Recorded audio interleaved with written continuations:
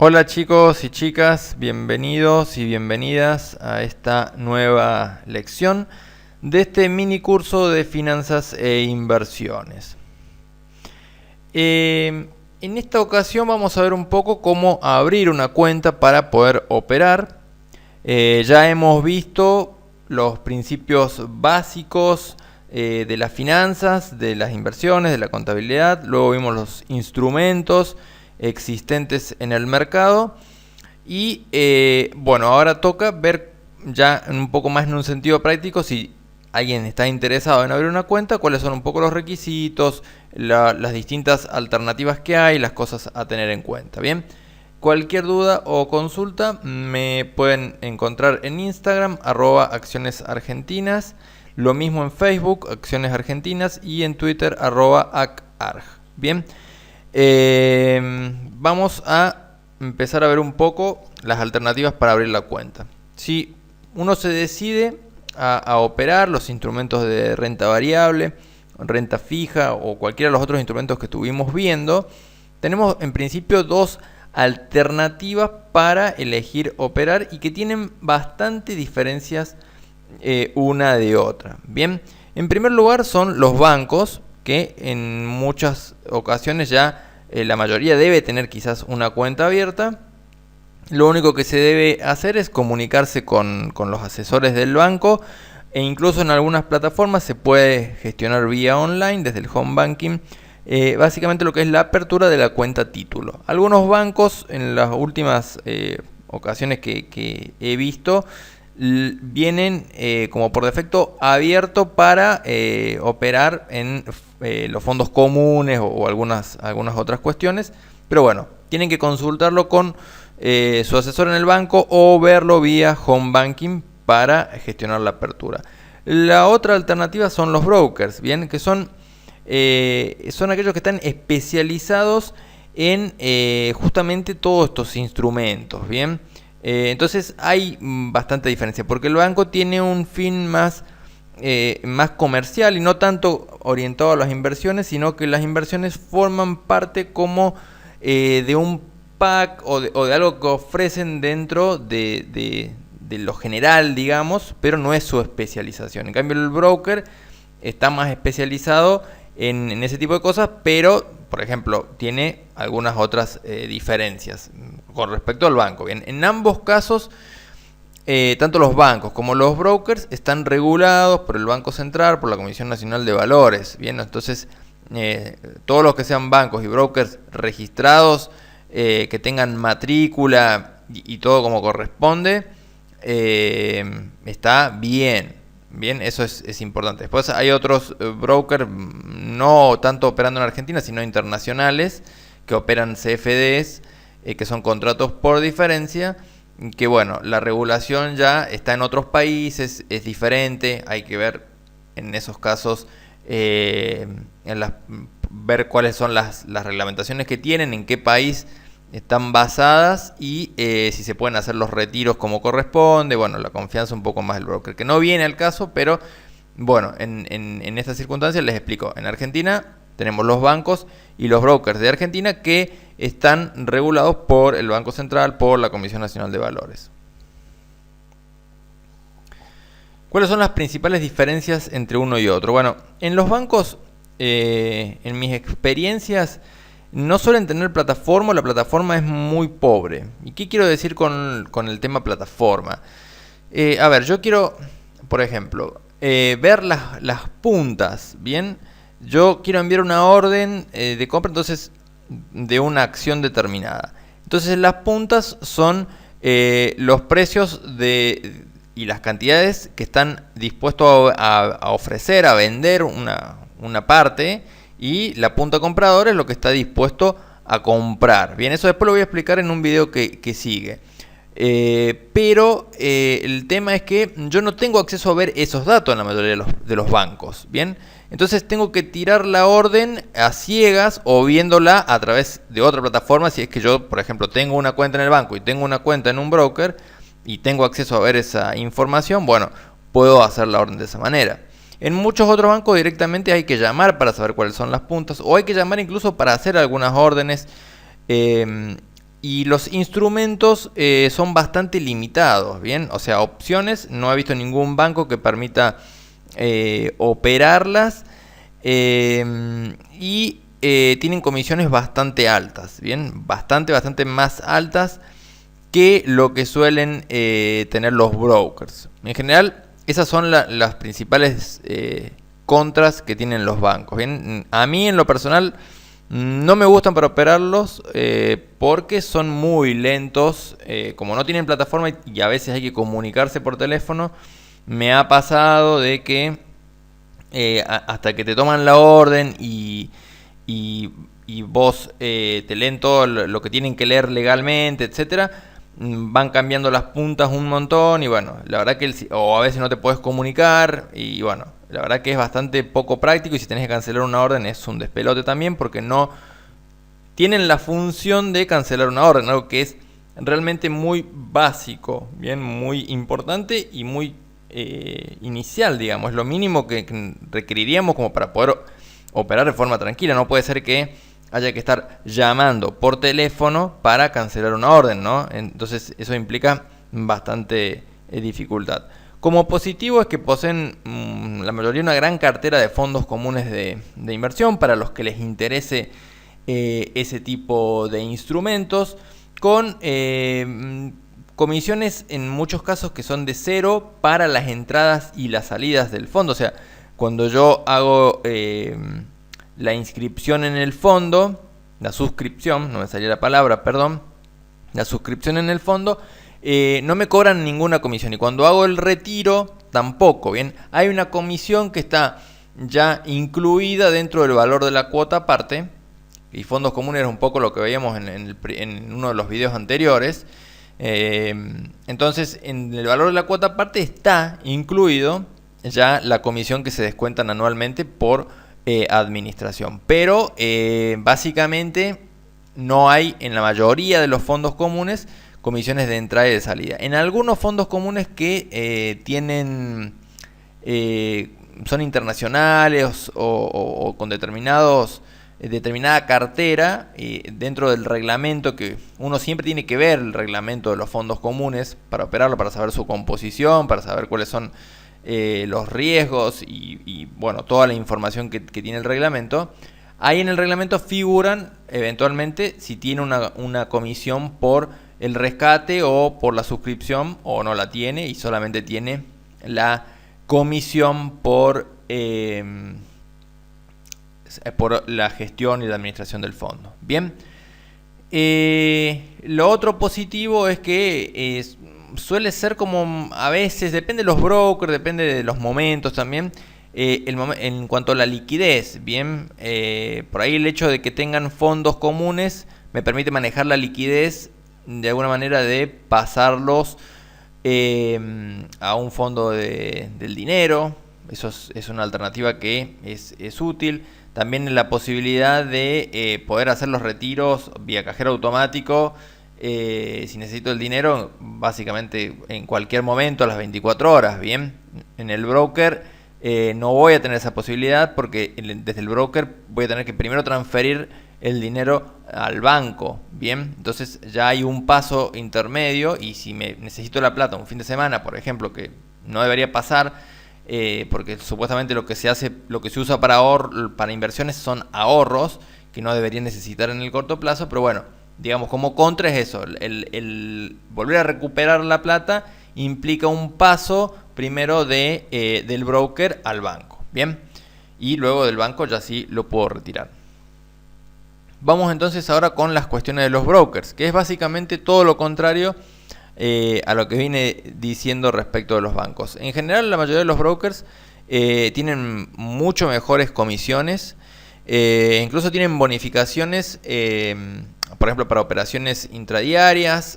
Bueno, siempre hay que consultar, hay que comparar bien cada broker qué es lo que ofrece, pero en general, o casi todos los brokers que yo conozco o he operado tienen comisiones bastante más bajas que los bancos. Después tienen una mayor cantidad de instrumentos, bien, o sea, se pueden operar acciones, renta fija, opciones, Tiene una plataforma muchísimo más completa donde se pueden ver las puntas, donde incluso en algunos brokers también tienen plataformas con gráficos, tienen tienen gestiones, se le pueden cargar stops en algunas plataformas también, que se ejecuten automáticamente o no, o que se ejecute la alerta.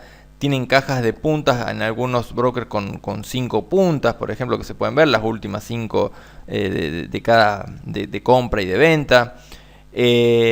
Bueno, en general es bastante más práctico. Cancelar la orden es directamente con una cruz. En algunas plataformas es más rápido, en otra plataforma es más lenta. Bien, en algunos apenas tocas cancelar o apenas mandas la orden, ya instantáneamente se carga, y en otras ocasiones tiene un delay de algunos segundos o minutos, no mucho, pero bueno, en algunos lo tiene. Entonces son algunas cuestiones a tener en cuenta, pero en general tienen plataformas que son mucho más competitivas y útiles que la de los bancos, que desde mi punto de vista deja bastante que desear. Como contra de los brokers es que no todos tienen fondos comunes de inversión, para los que les interese operar los fondos comunes de inversión, y para aquellos que por ahí no les interese tanto operarlos en sí, pero que quieran manejar la liquidez de la cuenta, o sea, únicamente a los fines de, por ejemplo, protegerse de la inflación, hacer un pequeño interés mientras el dinero no se esté utilizando, aunque se pueden operar las cauciones bien a través de los brokers. Entonces, como que compensa un poco eso, y que también lo vamos a ver en un video más adelante, un poco el tema de las cauciones, bien cómo funciona en detalle. Pero bueno, esa es una de las contras. Y la siguiente contra es un poco lo que mencionaba hace un rato respecto de los bancos, es que en el banco yo puedo retirar cuando quiero el dinero, digamos, o sea, en cualquier momento vía cajero automático, y en el caso del broker, primero tengo que solicitar al broker el retiro, la transferencia de fondos. Normalmente esto, en la experiencia que tengo en los últimos tiempos, se hace en el día. O sea, si yo a la mañana pido el retiro del dinero que yo tengo, a la tarde lo tengo, o antes de la tarde ya está acreditado en mi cuenta bancaria. Pero a veces suele pasar, o puede pasar, que tarde, por ejemplo, un día o 2 días, por ejemplo. Bien, entonces a veces no tenemos inmediatamente la liquidez del dinero, o si por ejemplo lo necesitamos para un lunes y de pronto el viernes nos olvidamos, bueno, lo que es sábado o domingo, no se puede hacer ningún retiro por más mínimo que sea, porque necesitamos gestionarlo a veces vía email, o bueno, algunas plataformas lo permiten, pero seguramente son con días hábiles. Bien, entonces son pequeños detalles nada más a tener en cuenta, como para comparar un poco cada uno de los brokers y los bancos. ¿Cuáles son los requisitos normalmente para abrir una cuenta? Bien, son cuestiones normalmente básicas. Se pueden abrir, por empezar, en algunos brokers se abre en forma personal, o sea, se envía la documentación. En otros brokers se puede abrir a distancia enviando la documentación por carta, y en algunos, y últimamente se ha avanzado bastante con este tema, se puede abrir en forma totalmente online y digital. Bien, enviando las constancias de lo que le soliciten, que normalmente es esto que vamos a ver ahora. Así que tienen que consultar en cada uno de los brokers si está en su localidad. Bueno, por ahí pueden llevar la documentación, y si les queda lejos, por ejemplo, pueden averiguar en aquellos brokers que permiten la apertura vía online o por carta.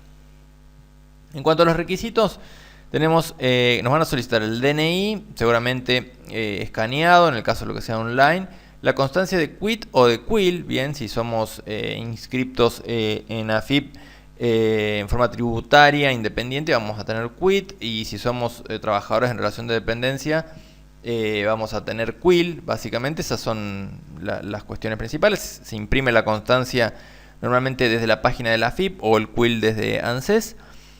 Constancia de cuenta bancaria, donde vamos a tener que enviarles cuáles son nuestras cuentas bancarias con las que queremos operar, y esto es importante porque tenemos que enviarles todos los datos, CBU, el banco que sea, si es caja de ahorro, si es cuenta corriente, bueno, en general todos los datos bancarios, porque únicamente voy a poder fondear la cuenta a través de una cuenta bancaria a mi nombre. Bien, o sea, sí o sí tengo que tener una cuenta bancaria en la que está a mi nombre para que yo pueda hacer la transferencia al broker, a la cuenta del broker que tenga mi nombre. Bien, no se puede hacer una transferencia, fondearla, digamos, a la cuenta con una cuenta de banco a nombre de otra persona. Tiene que haber una coincidencia entre esos dos datos. Así que bueno, es importante. Y lo mismo para los retiros.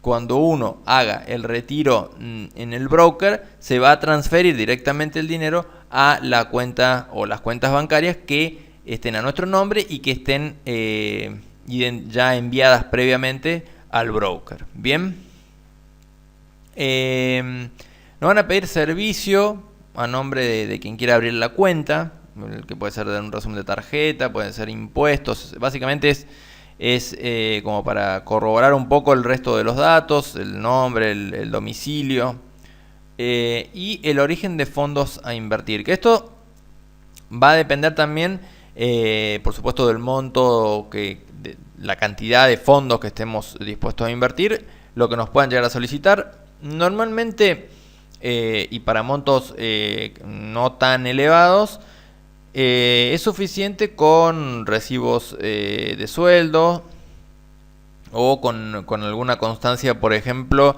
del saldo que ya tienen en el banco actualmente, enviando un resumen del banco.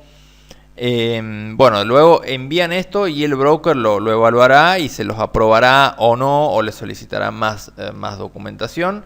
Pero en principio son esos los requisitos de enviar la fotocopia de los recibos de sueldo o el escaneo de los recibos de sueldo o el resumen del banco. Y si tienen una cuenta ya en otro broker o tienen títulos comprados y quieren transferir títulos de un broker a otro, bueno, pueden enviarles también la constancia de los títulos que tengan comprados. Entonces de esa manera también como que se justifica porque ya son fondos que están invertidos actualmente. Estos son básicamente los requisitos. En algunos brokers se hace una gestión online a través de una página que se va cargando los datos y le va dando siguiente y se van subiendo la documentación que soliciten. En otros se hace vía email, le solicitan todo esto, completan algún formulario y envían el resto de la información vía email. Y bueno, en algunos la gestión se hace a través de personalmente, digamos, o vía carta, firmando la documentación y enviándola. Vamos a ver un poco qué es lo que hay que tener en cuenta, según ya lo que venimos hablando, respecto de los brokers o del banco, lo que quiera utilizar para operar. Tenemos comisiones a veces de apertura de cuenta, comisiones de mantenimiento, comisiones por las operaciones. Bien, normalmente las comisiones por operación, bueno, lo cobran actualmente todos los bancos, todos los brokers. Lo que sí cambia es el porcentaje de comisión, ¿bien? Y esto es relevante según el tipo de operación que nosotros querramos hacer. No es lo mismo alguien que piensa hacer operaciones más bien a corto plazo o cortísimo plazo que alguien que va a operar muy a largo plazo. Entonces no va a hacer tantas operaciones, ¿bien? Entonces ahí es relevante el porcentaje que cobra de comisión cada uno, porque si vas a tener muchas operaciones en un mes, va a afectar el rendimiento, porque es un gasto que estás teniendo extra respecto de que te va a quitar la rentabilidad, o te va a quitar un poco de rentabilidad de las operaciones. Un dato muy importante es también tener en cuenta las comisiones de mantenimiento. ¿Por qué? Porque a veces por ahí uno abre la cuenta, la fondea durante un tiempo y luego no la utiliza más. Y en algunos brokers, cuando la cuenta ya queda en cero y no hay operaciones, o solamente aunque esté fondeada pero no tenga operaciones, se cobra una comisión por mantenimiento. Bien, y luego tenemos el tema de la comisión mínima, que es muy importante. Porque lo que es la comisión mínima nos va a reflejar mucho respecto de los montos a invertir, ¿bien? O sea, si yo, por ejemplo, invierto, y esto lo voy a graficar un poco, 1000 pesos y tengo una comisión mínima de 50, quiere decir que de 50 de compra y 50 de venta más los impuestos y todo, bueno, pero redondeémoslas en 50, bien, de compra y 50 de venta. Quiere decir que para comprar y vender yo voy a tener 50 más 50, voy a tener 100 pesos de comisiones, lo cual implica el 10% de esto, bien, entonces es mucho más que potencialmente el 1%, por ejemplo, que me podrían cobrar, o el 0,5%, porque si la comisión es del 0,5%, del 0,7%, implicaría que la comisión de 1000, por ejemplo, del 0,7%, sería 7 pesos. Bien, si fuera el 1% sería 10 pesos. Pero si la mínima es 50, me van a cobrar la mínima. Entonces, es muy importante tener en cuenta las comisiones mínimas, sobre todo si vamos a operar en montos bajos de dinero. Y la comisión mínima hay que ver hasta cuánto es, digamos, ¿bien? En este caso, por ejemplo, si es 50 pesos la mínima y cobra el broker 1%, hago 50 sobre 0,01 y me va a dar que lo mínimo a invertir para llegar a la comisión normal, digamos, sería 5.000 en cada operación. Entonces es muy importante y a tener mucho ojo con eso, con las comisiones mínimas, también con las comisiones que se puedan cobrar por dividendos, por los cobros de los dividendos y todas esas cuestiones, porque si también tengo poco invertido y lo que me pagan de dividendo es poco, voy a terminar pagando más en comisión que cobrando el dividendo, por ejemplo. Bien, es muy importante saber qué tipo de instrumento nos permite operar, si nos permite operar lo que es renta fija, renta variable, si tengo una gran cantidad de instrumentos en opciones, si puedo lanzar, por ejemplo, descubierto. Bueno, hay que preguntar en el broker si puedo suscribirme a determinadas obligaciones negociables o en general todos los instrumentos que existen. Mientras el broker más nos permita hacer, mejor, al margen de que uno lo utilice o no. Lo importante es que en caso de necesitarlo uno puede tenerlos, ¿bien? Por ejemplo, las cauciones, si me las permite hacer a un día o no, o si el mínimo son 7 días. Bueno, son varios detalles a tener en cuenta respecto de los instrumentos que están habilitados y la forma de hacerlo. La plataforma, bien, la plataforma es clave. La plataforma tiene que ser una plataforma que sea útil para nosotros en cuanto a que sea intuitiva, a que sea rápida, a que sea funcional, que se pueda entender y tener la información de manera rápida y que satisfaga nuestras necesidades. Bien, no todos los inversores vamos a tener las mismas necesidades y no todos nos van a gustar exactamente las mismas plataformas. Uno se puede adaptar más a la plataforma que tenga algún broker que a la de otro. Entonces, bueno, hay que tenerlo en cuenta para ver un poco cómo funciona. Y si conocen a alguien que ya tiene cuenta ahí, pueden ver, por ejemplo, cómo funciona la plataforma, pueden pedirle una opinión, si la plataforma se cae, si es lenta, si tiene fallas o no. Porque ha pasado muchas veces que muchas plataformas se han caído durante un tiempo importante y eso es una cuestión bastante relevante porque pues, a veces hay mercados muy volátiles y si yo no puedo hacer la operación o no puedo cerrar mi operación me puede generar un perjuicio bastante importante o me puede hacer perder de algún beneficio de una operación potencialmente ganadora. Bien.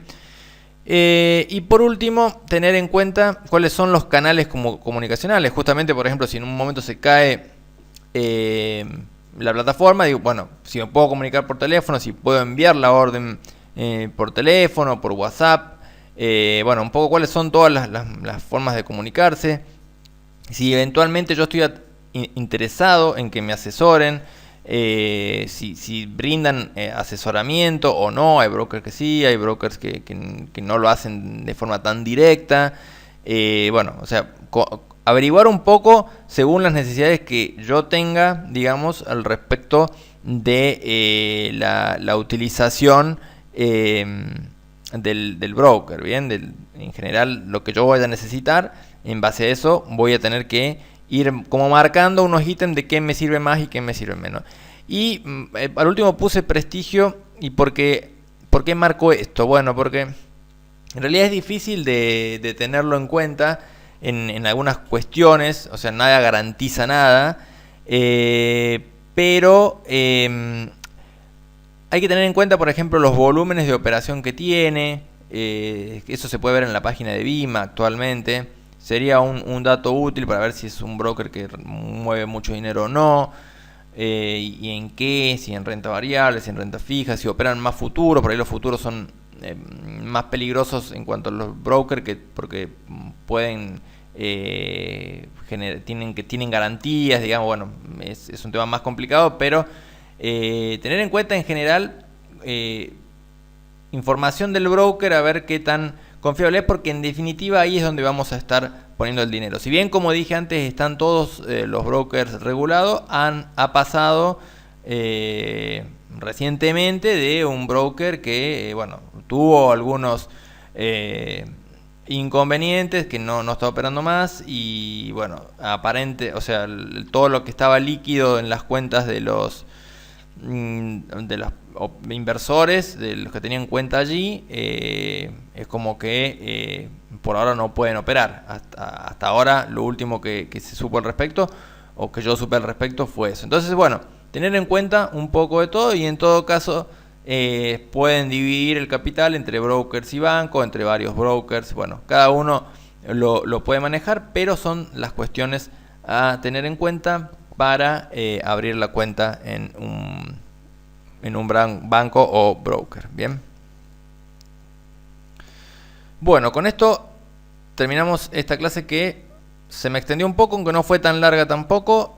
Cualquier duda o consulta por Instagram, acá está, @accionesargentinas, o Facebook Acciones Argentinas, me escriben por privado y lo vemos. En las próximas clases vamos a estar viendo lo que es los índices, las cauciones y bueno, algunas experiencias que pueden por ahí serles útil en la bolsa, así que cualquier cosa las pueden ver inmediatamente.